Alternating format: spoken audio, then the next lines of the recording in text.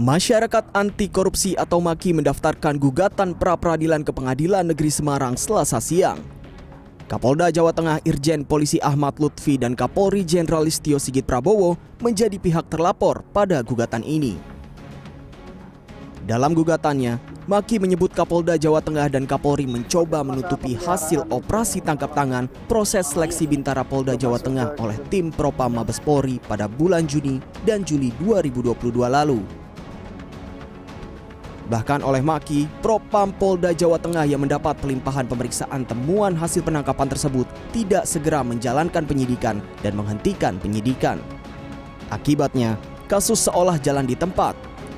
Proses penyidikan hingga berlanjut ke sidang kode etik dan profesi baru berjalan setelah temuan kasus tersebut muncul di media massa.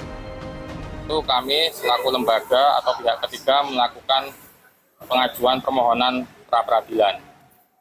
Karena kami menganggap ketika operasi tertangkap tangan seharusnya berbeda dengan perkara-perkara lain yang prosesnya seharusnya lebih cepat.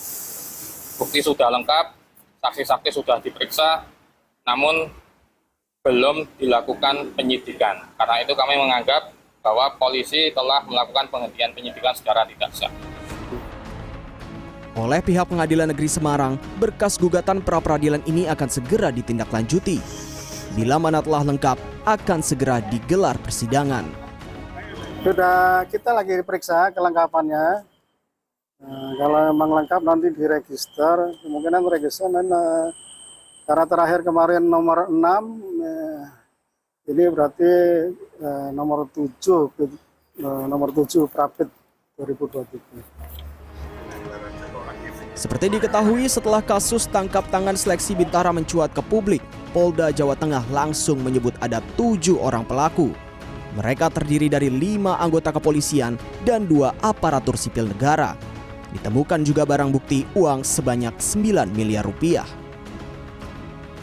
Pada Senin 20 Maret kemarin, kelima orang tersebut dipecat serta diproses pidana setelah ada intervensi dari Kapolri Jenderal Listio Sigit. Padahal sepekan sebelumnya, Polda Jawa Tengah hanya menjatuhkan sanksi ringan berupa demosi dan mutasi terhadap kelima pelaku lewat sidang kode etik dan profesi Propam Polda Jawa Tengah. Saat ini juga sedang dilakukan proses pidana. Di proses pidana sedang berlangsung. Saat ini para penyidik kami berupaya untuk melengkapi alat bukti seperti yang disatukan dalam pasal 184 dan yang bersangkutan sudah dilakukan oleh Patsus, saat ini sudah dipatsus oleh Propam.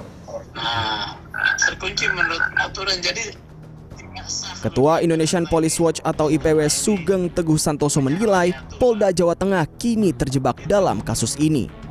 Di awal, Polda mencoba menutupi kasus ini dengan mengembalikan uang barang bukti ke orang tua calon siswa secara diam-diam hingga pemberian sanksi ringan kepada pelaku. Hal ini membuat Kapolri Jenderal Listio Sigit harus turun tangan karena institusinya kembali ternodai dan dicibir publik. terkunci nih. Terkunci menurut aturan, jadi tidak sah kalau diadakan lagi sidang lagi, menyalahi aturan. Itu. Jadi kan intinya permainan ini membelit mereka sendiri. Kini Polda Jawa Tengah harus dapat membuktikan pelanggaran pidana yang dilakukan oleh kelima oknum tersebut. Bila mengandung unsur suap, maka pihak penerima dan pemberi harus ikut diseret ke proses hukum. Bila memenuhi unsur gratifikasi, maka harus dibuka aliran dana tersebut. Termasuk bila ada pejabat Polda Jawa Tengah yang terlibat.